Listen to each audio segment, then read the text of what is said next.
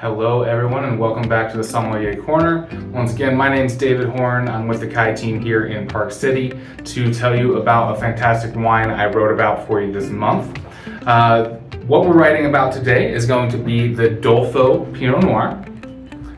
It is a fantastic Pinot Noir from Slovenia, so not a traditional area you may expect, but as you know, I like to explore various areas. Let me tell you a little why I arrived at the Dolfo, and then we'll talk about it, and then we will visit the advanced tasting grid, and I'm going to run through the wine and do a tasting on it really quickly. So the reason I picked the Dolfo is I really actually wanted to pick a Burgundy, and I was out shopping for a great Pinot Noir in Burgundy. And you know, if you've shopped for those in our area here in Park City, there just aren't a lot of options, and the ones that are available are either not that great for their price or a little above the price range of where I'm trying to target to bring a good value to you, my readers and watchers. So I was, agonizing. I didn't want to write about Willamette. I've written about Willamette in the past a couple of times already. Didn't really want to venture into California today. I wanted something more earthy. So then I walked by and I saw the Dolfo, and it kind of sprung to my brain because when I first started, really getting into wine, I was working at Montage.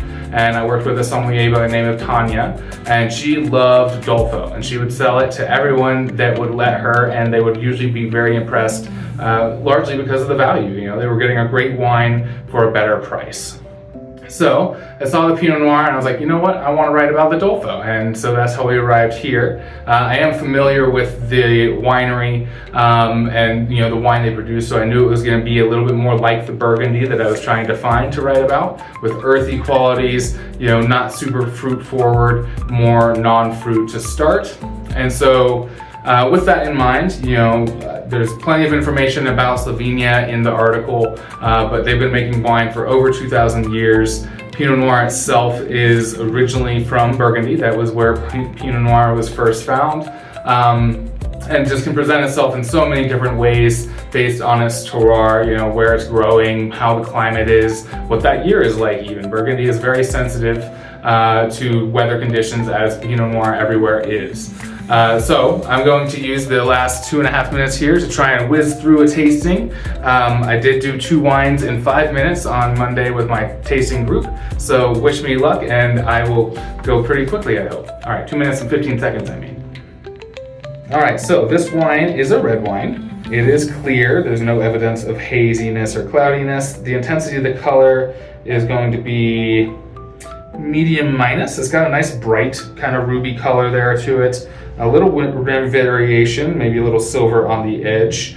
There is minimal staining here and not a lot of tearing going on either, not to be unexpected, and no evidence of gas. On the nose, let's go ahead and take a whiff. Oh, the aromatic intensity on the nose is definitely a medium plus. It bursts out of the glass. You get lots of aromas right away. The age assessment on this one, and I do know the age, but I would still say this is a developing wine. So it's showing its age, but still has time to go. No presence of faults initially on the nose. The red fruits shine through the most. I get a lot of sour cherry and cranberry in there, a little bit of dried cranberry as well. So the fruit quality is definitely more of a ripe to dried. Non-fruits, I'm getting potting soil, a little bit of like a horse, pasture, like visiting a horse barn. And what else? Some flowers for sure, like roses and violets. Mineral, I'm getting, maybe a little limestone or chalk.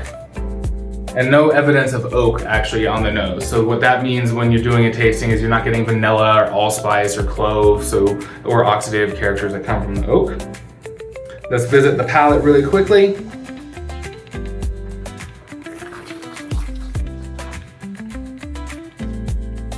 This is a dry wine. Acidity is medium plus. Alcohol's medium. The body's a medium, not too big of a body. Tannin is probably a medium as well, medium minus. The texture was very round. For the fruit, it is more of a tart sour cherry and dried cranberry fruit condition. Maybe a little strawberry even, and some brambliness. And Not getting a ton of oak on the palate either, though there is a touch of vanilla. This is a balanced wine. It doesn't feel separated. You know, the acid is integrated well with the tannins and the body. What else? So this climate would be a cooler climate with a higher acid and a lower alcohol. And yeah, so that's the quick run through. I went a little over my time there, but just wanted to do an advanced tasting. I've been doing those more with my sommelier group that does a lot of tastings, and it's a lot of fun to kind of just guide you through the tasting by asking you questions as you go. That's why I'm able to do it so quickly. Anyway, I hope you enjoyed that little demonstration, and please enjoy the article. If you have any questions about the wine or about real estate, never hesitate to give us a call here at the Keye Team. Thanks so much.